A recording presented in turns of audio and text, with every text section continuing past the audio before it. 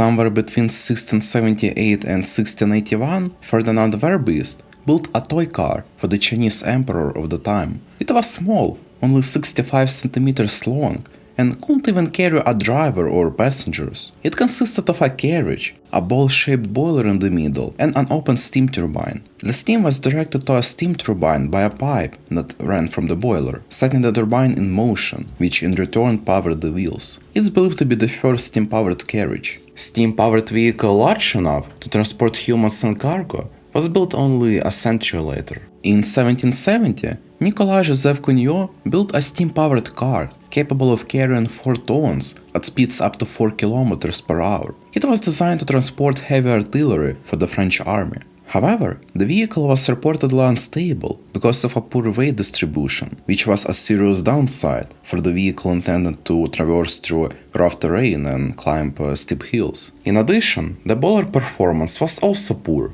even for that time, so the experiment didn't go any further. After that, the center of innovation shifted to Great Britain. In 1784, William Murdoch had built a working model of a steam wagon, and in 1801, Richard Trevithick was running a full-size steam-powered vehicle on the roads of Camborne, UK.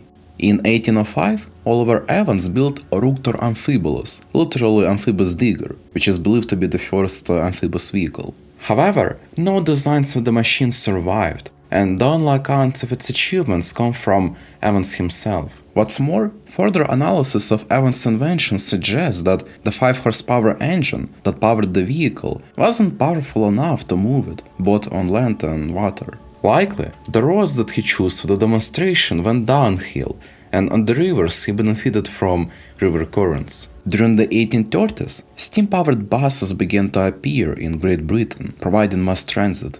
However, the backlash against such large vehicles resulted in the passage of the Locomotive Acts, which required self-propelled vehicles on public roads to be accompanied by a man on foot, waving a red flag and blowing a horn. This halted the development of automobiles in Britain for most of the 19th century, and inventors and engineers switched their attention to improving trains. The law was not repealed until 1896, although the need for the red flag was removed in 1878. The early internal combustion engines were built as early as 1806. However, it was not until 1885 that someone built a practical gas-powered vehicle designed for everyday use. Of course, I'm talking about the Benz Phaeton motor wagon. It was patented in 1886 and revealed to the public the same year. It cost 600 Imperial German marks, which is equivalent to $5,000 today. The vehicle had a top speed of 16 km per hour.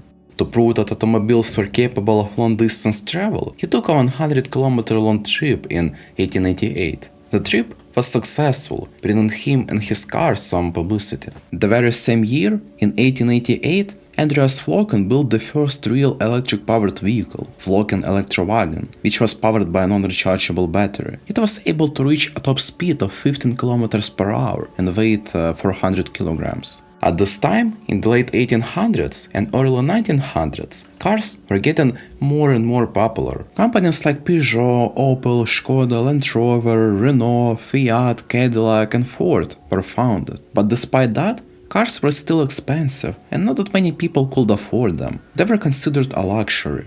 That all changed when Ford introduced their Model T, the first mass affordable automobile, which made car travel available to the middle class. Henry Ford was obsessed with making the car as cheap as possible. He notably said, "Any customer can have a car painted any color that he wants, so long as it's black." Why? Because black paint was the cheapest. But of course the main reason the car was so cheap was because of assembly line production rather than individual hand assembly. This allowed lowering the price of the car from $780 in 1910, which in today's money is over $20,000, to $290 in 1924, which is only $5,000 when adjusted for inflation. By the time the Model T was withdrawn from production in 1927, over 15 million units had been sold, making it the most popular car at the time. And not just in the US, but across the world. For example, there were assembly plants in the UK, Germany, Argentina, France, Spain, Denmark, Norway, Belgium, Brazil, Mexico, Australia, and Japan.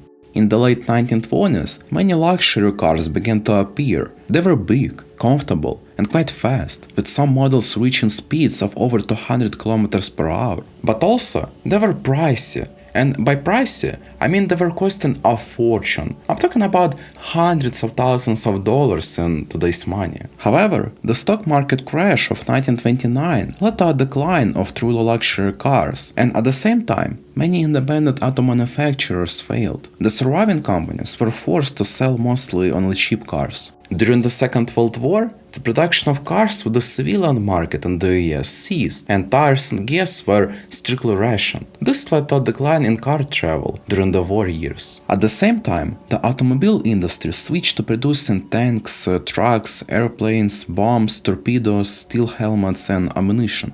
Finally, the production of cars for civilians resumed in 1946. After the war, the worldwide appeal of the American automobile faded. Not only were the cars too large and expensive for the countries recovering from the war, but also these countries desperately needed money from the export trade. At the same time, the US began importing cars in significant numbers. This happened for many reasons. The post-war economic boom, the Marshall Plan. The US wanted to boost the European economy, and importing their cars was a good way to do that. Also, it's important to know that the American car industry simply couldn't keep up with the demand. It needed some time to catch up. Importing cars helped to fill this gap until domestic production could fully ramp up. But I think the main reason was that European cars were simply more appealing. The designs were fresh, light, and minimalistic, and the sports cars, designed for pleasure, like the two-seater MG, were particularly new to young Americans. At first, the US was importing primarily British cars, but by the mid-1950s, Volkswagen started rising in popularity, accounting for half the import sales. Mid-1950s also saw the rise of motor racing, which by the 1960s became more popular than football or baseball. Only horse racing was more popular.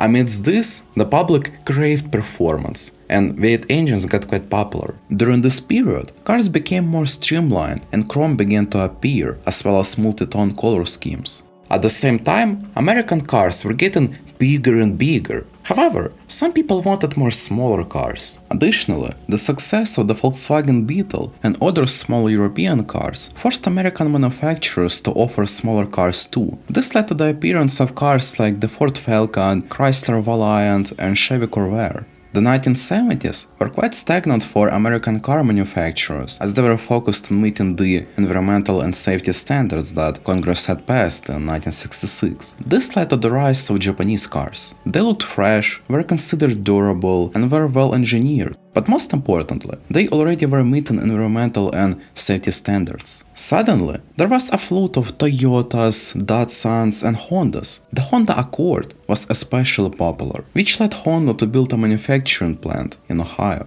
The 1973 oil embargo, which led to a rise in gas prices, was particularly beneficial for Japanese car manufacturers, as their cars were more fuel efficient than the American ones. This forced American manufacturers to make their cars fuel efficient too. From the 1950s to the 1970s, station wagons were quite popular, but in the 1980s they became largely extinct as minivans rose in popularity. The Dodge Caravan was the most popular model, which was copied by many other manufacturers across the world. In the 1990s, however, SUVs became more popular, with Toyota RAV4 becoming the most popular model, which is still one of the best-selling cars in the world. Later, some luxury manufacturers, like Porsche and Cadillac, started to produce luxury SUVs as SUVs rose in popularity. And today, hybrids and electric cars getting more and more popular, as there are some serious concerns over the environmental impact of gas cars.